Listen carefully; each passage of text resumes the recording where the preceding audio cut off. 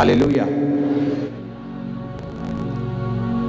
तो आप जब चर्चिस में जाते हैं, आते हैं, आपका मकसद सिर्फ पास्टर्स का ये नहीं होना चाहिए उनको बताना कि आप सच्चे प्रचार को सुन रहे हैं। उसका मकसद उससे एक कदम फिर 10 कदम आगे लेके जाना है, एक एक कदम करके, और लोगों को इन्वॉल्व करना है उस दर्शन में, ताकि लोग भी आशीषित हों, वो भी सेफ रहें, परमेश्वर उनकी केयर करे, परमेश्वर की आंखों में आपकी वर्थ हो, आपकी वैल्यू हो, कि आप परमेश्वर के किंगडम के लिए फायदेमंद हैं और वो आपको सुरक्षित करके रखे, वो शैतान को डांट के रखे। हालेलुया।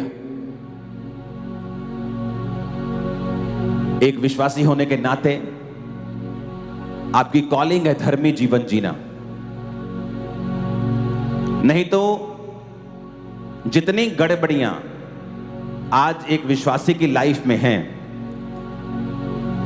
वो उसकी अपनी डाली हुई हैं, शैतान की नहीं। वो पिक्चर जो मैंने आपको दिखाई थी, वो जो यहूदिया से जब हम जाते हैं समारिया की तरफ, उसको अपने स्क्रीन के ऊपर देखेंगे।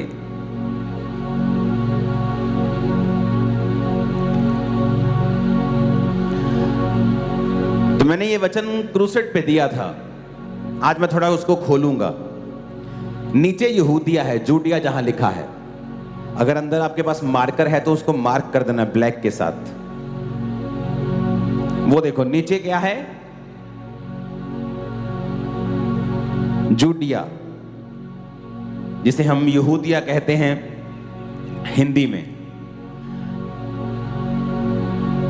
कैमरा मेरे पीछे खड़े हो जाओ जरा, ये देखो इधर,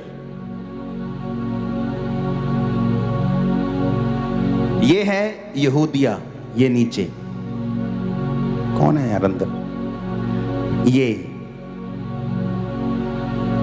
कौन है अंदर, ये मेरे को दिखाए। ए लड़के, अनपढ़ है तू क्या, तेरे को इंग्लिश नहीं आती? ये यहूदिया है जो मैं बोल रहा हूं, तुम्हें मुझे दिखा सिर्फ। ये देखो, ये है, जूम कर दे इसको कैमरामैन, क्या है ये, यहूदिया, और इसके ऊपर है गलील।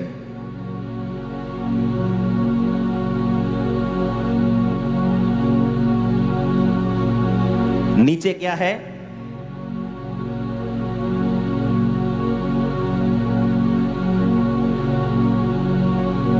ये है यहूदिया, ये है गलील।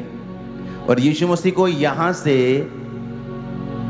यहां जाना है तो बीच में आता है समारिया। और आपको मालूम होना चाहिए समारिया में कौन लोग रहते थे जो परमेश्वर के लोगों से नफरत करते थे। क्यों नफरत करते थे? क्योंकि उन्होंने परमेश्वर को त्याग दिया और छोड़ दिया। क्यों छोड़ दिया? यीशु मसीह के जन्म से 700 साल पहले, अब मैं आपको बताता हूं कि ऐसा क्यों, इतनी बड़ी गड़बड़ी, आप लगा लो कि नेशनल लेवल की गड़बड़ी कहां से आई। जो लोग पाप को कुछ नहीं समझते ना,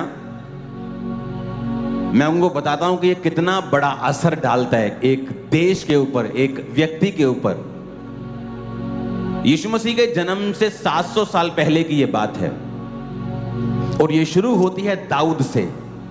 जब दाऊद ने पाप किया तो उसको परमेश्वर ने एक श्राप दिया था कि मैंने माफ तेरे को कर दिया, तूने गलती की, मैंने माफ किया, पर तेरे घर से तलवार नहीं हटेगी।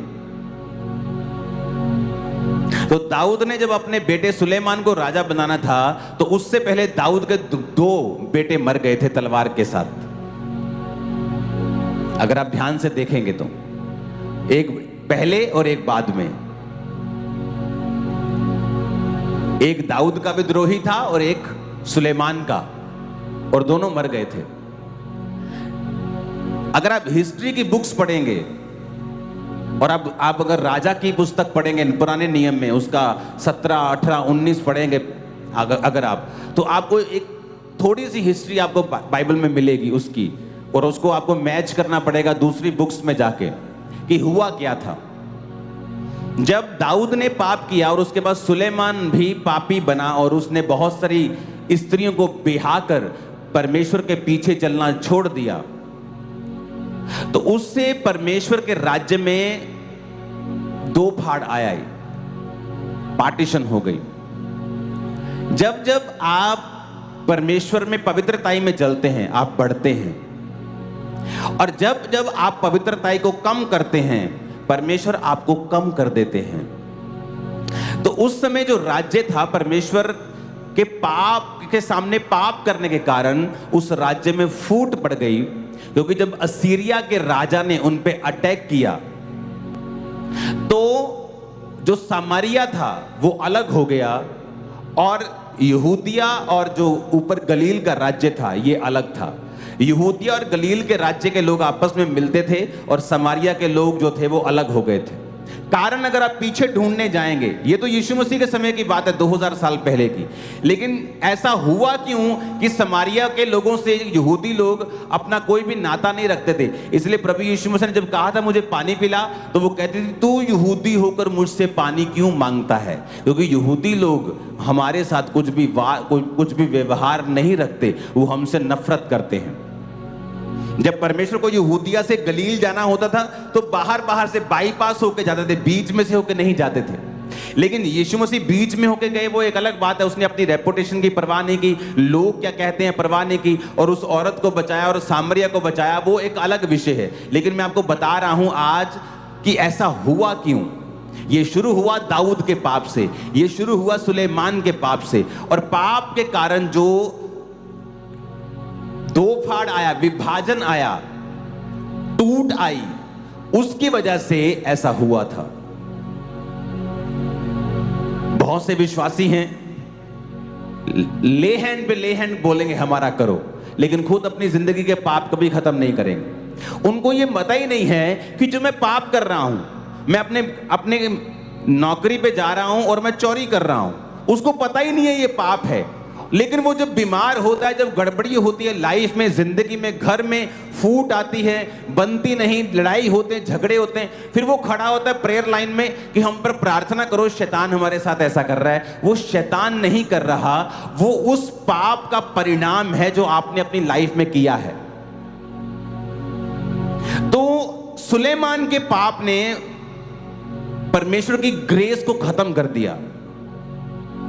तो परमेश्वर ने क्या कहा? प्रभु ने कहा मैंने दाऊद को वायदा किया था कि तेरा इतना दिल अच्छा है, चाहे उसने एक गलती की, प्रभु ने माफ किया, उस गलती का असर हुआ, वो बात अलग है, लेकिन प्रभु उसके दिल से प्यार करता था। प्रभु ने कहा था मैं तेरे बाद तेरे ही वंश को गद्दी पे बिठाया करूंगा। तो जब सुलेमान ने पाप किया तो प्रभु ने कहा अब तू जो अपने पिता दाऊद की तरह मेरे साथ नहीं चला, पर मैं जो अपने दास दाऊद से प्यार करता हूं, इसलिए मैं सारा कुछ तो तुझसे नहीं लूंगा, लेकिन बहुत सारे गोत्रों को तुझसे लेकर तुझे सिर्फ एक गोत्र का राजा रहने दूंगा, उसके वंश को। तो परमेश्वर ने उसको कम किया, और उसके बाद भी ऐसी घटनाएं हुई कि परमेश्वर इन राज्यों के बीच में फूट डलती गई, और यहूदी भी कई लोग परमेश्वर से फिर गए, और सामरिया वही हिस्सा था, ये वही यहूदी लोग थे जो परमेश्वर से फिर कर अलग हो गए थे। आप देखो कितनी बड़ी सामाजिक प्रॉब्लम है ये, कि आपको जलंधर से लुधियाना जाना है और फगवाड़ा के बीच में वो लोग रहते हैं कि जो आप जिसे पसंद नहीं करते। फगवाड़ा के लोग आपको पसंद नहीं, लेकिन आपको बीच में से होके जाना है। उधर भी आपके लोग हैं, जलंधर भी आपके लोग हैं।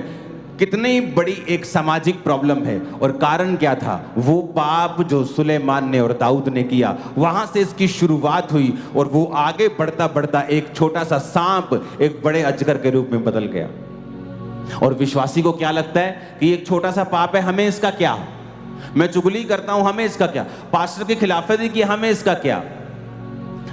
अपने पापों से मन फिराएं, नहीं तो वो छोटा सा सांप बड़े अजगर के रूप में बदल जाएगा। एक विश्वासी को यह समझना पड़ेगा कि पाप का एक गहरा असर है और जो लंबा चलता है। जब तक आप इसकी माफी नहीं मांगते, प्रभु से मेल मिलाप नहीं करते, हमें लगता है हमें क्या फर्क पड़ रहा है, नहीं फर्क पड़ रहा है, वो इनडायरेक्टली आपके परिवार पर फर्क डाल रहा है, आपकी सेहत पर फर्क डाल रहा है, आपके बिजनेस पे फर्क डाल रहा है, आपके बच्चों के ऊपर फर्क डाल रहा है। आपको अभी नहीं मालूम होगा, लेकिन उसका फर्क नजर आएगा आपको, क्योंकि पाप की मजदूरी बाइबल कहती है मौत है। वो